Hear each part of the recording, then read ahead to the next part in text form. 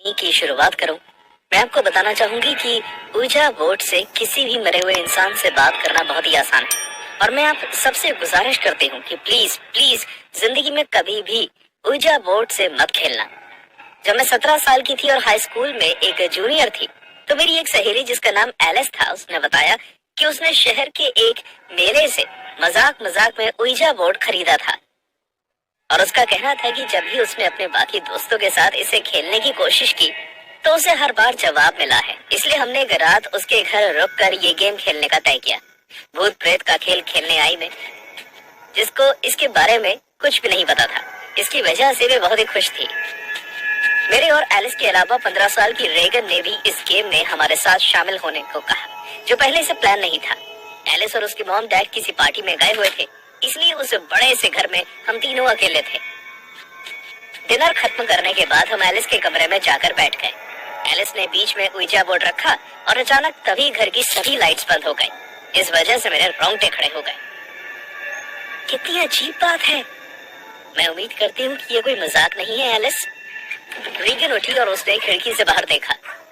ऐसा लगता है जैसे सिर्फ हमारे ही घर पर लाइट नहीं है, जो बहुत ही अजीब बात है। मैं मोमबत्ती जलाती हूँ।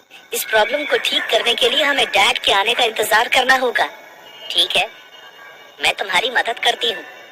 एलिस और रीगन ने कमरे में हर जगह मोमबत्तियां जला दी और एक ऊर्जा बोर्ड पर रख दी ताकि हमें वो ठीक से दिख सके। हमने उस लड़की के बोर्ड पर अपनी अपनी उंगलियां रखी। वहाँ दिल के आकार का कर्सर था और एलिस ने पहला सवाल पूछा, क्या इस समय हमारे साथ कोई आत्मा है? बिना एक भी सेकंड गवाए वो कर्सर हाँ की तरफ मुड़ गया। मैं बहुत डर गई। मैंने कर्सर नहीं हिलाया था और जहाँ से मैं देख पा रही थी, एलिस और रीगन ने तो ठीक से उस कर्सर पर हाथ तक नहीं रखा था। वो कर्सर खुद ब खुद जिंदा होकर खुद ही घूम रहा था।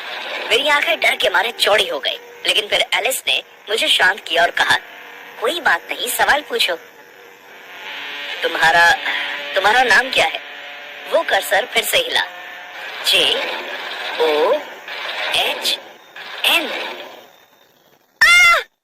रीगन अचानक से चिल्लाई और उसके हाथ पांव हिलने लगे। डर के मारे उसका चेहरा फीका पड़ चुका था और इससे पहले कि हम ये समझ पाते कि क्या हुआ है, उसने जोर से मुझे पकड़ा और अपना चेहरा मेरे सामने बहुत करीब ले आया। उसकी आंखें सफेद पड़ चुकी थी और वो मुझे देखकर अजीब ढंग से बहुत ही अजीब अजीब बातें करने लगी। छोड़ो मुझे, छोड़ो मुझे! मैं चिल्लाने लगी और किसी न किसी तरह मैंने रीगन से खुद को छुड़वा लिया।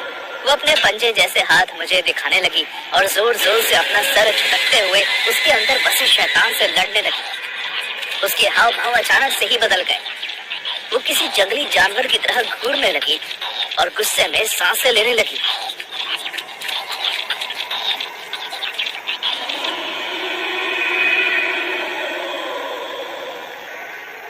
रीगन, आखिर में तुम्हारे साथ ये क्या हो रहा है? प्लीज कुछ करो। रीगन जमीन पर बैठी पागलों की तरह आगे पीछे हिलने लगी और लगातार अजीब अजीब आवाजें निकालती रही। ये ठीक वैसा लग रहा था जैसे कि हम डरावनी फिल्मों में देखते हैं। एलिस समझ चुकी थी कि मामला अब हाथ से बाहर निकल चुका है।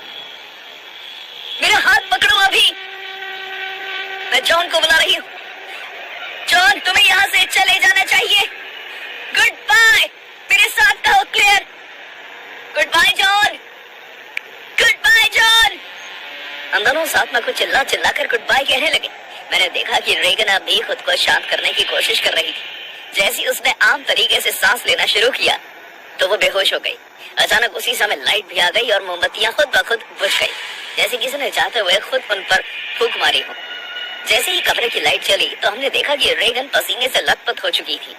एलिस और मैंने उसके चेहरे पर ठंडे पानी की छींटे मारी ताकि वो होश में आ सके।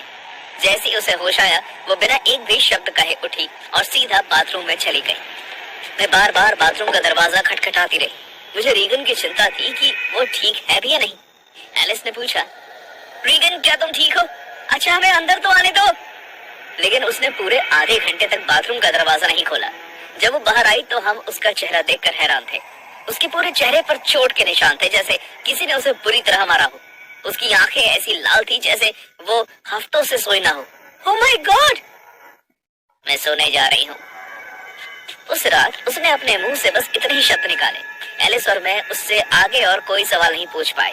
अगली सुबह हम उसके कमरे में गए और हमने उसे खिड़की के पास खड़े देखा। वो बाहर की तरफ देख रही थी और सड़क को घूर रही थी। रीगन, अब तुम्हें कैसा लग रहा है? ठीक, उसने बिना हमारी तरफ देखे जवाब दिया। मैं तुमसे पूछना चाह रही थी कि क्या तुम किसी जॉन को जानती हो? और उस वक्त वो एकदम झटके से खड़ी थी। उसकी आंखें बड़ी हो चुकी थी। उसके चेहरे पर एक छोटी सी शैतान जैसी मुस्कान थी। क्या? कुछ तो कहो। उसके बाद जो उसने किया वो याद करके मुझे आज भी डर लगने लगता है। वो जमीन पर एक जानवर की तरह बैठ गई और फिर हवा में कुछ सूंघने लगी, किसी कुत्ते की तरह। लगता है मुझे नहा लेना चाहिए, मेरे अंदर से अभी भी बहुत बदबू आ रही है। और फिर वो एक बच्चे की तरह बाथरूम की तरफ रेंगते हुए जाने लगी। उस दिन मैं आखिरी बार एलिस के घर गई थी। कुछ दिनों बाद मुझे पता चला कि रेगन को काफी तेज बुखार है। उसके शरीर पर हर जगह लाल रंग के रैशेस हो गए थे और उसकी जीभ काली पड़ गई थी। एलिस काफी हफ्तों तक स्कूल नहीं आई क्योंकि उसके परिवार को रीगन की तबीयत की बहुत चिंता हो रही थी। उस उइजा बोर्ड हादसे के कुछ महीनों बाद जब हम एक दिन क्लास में बैठे थे तो हमारे प्रिंसिपल वहां आए और उन्होंने बताया कि रीगन ने अपने घर में खुद को फांसी लगा ली है। स्कूल के सभी बच्चे रीगन के फ्यूनरल पर गए जो एक लोकल चर्च में रखी गई थी। मैं बच्चों के एक ग्रुप के पास खड़ी थी जब मैंने उन्हें बात करते हुए सुना। क्या ये बहुत अजीब बात नहीं है कि रीगन ने भी ठीक उसी तरह अपनी जान ली जैसे जॉन ने ली थी? जैसे ही मैंने जॉन का नाम सुना मैं जानती थी कि मुझे इन बच्चों से बात करनी ही पड़ेगी। इसलिए मैं उनके पास गई और मैंने उनसे पूछा कि ये जॉन कौन है। जो उन्होंने मुझे बताया उसे सुनकर मेरे रोंगटे खड़े हो गए। जॉन एक 30 साल का आदमी था जो हमारे स्कूल की कैंटीन में काम करता था। वो रीगन को पसंद करता था और इसलिए उसने एक बार उसके साथ फ्लर्ट करने की कोशिश भी की थी, लेकिन तब रीगन ने उसे अच्छे से धमका दिया था कि अगर उसने कभी भी उसके करीब आने की कोशिश की तो वो प्रिंसिपल से उसकी शिकायत कर देगी। इस बात के 3 दिन बाद जॉन ने खुद को अपने ही घर में फांसी लगा ली। मैं इस डरावने हादसे से अपना ध्यान हटा ही नहीं पा रही थी। क्या वो वाकई किसी मरे हुए आदमी की आत्मा थी जो रीगन के शरीर में आई और उसने उसे इतना मजबूर कर दिया कि रीगन ने खुद की जान ले ली? या फिर वो रीगन ही थी जो खुद को जॉन की मौत का जिम्मेदार मान रही थी और इस पछतावे से भागने के लिए उसने ये कदम उठाया? आपको क्या लगता है? बेस्ट हॉन्टेड वीडियो देखने के लिए हमारे YouTube चैनल को सब्सक्राइब करना ना भूले और साथ बने बेल आइकन को जरूर दबा ले। वीडियो अच्छी लगे तो लाइक जरूर करें।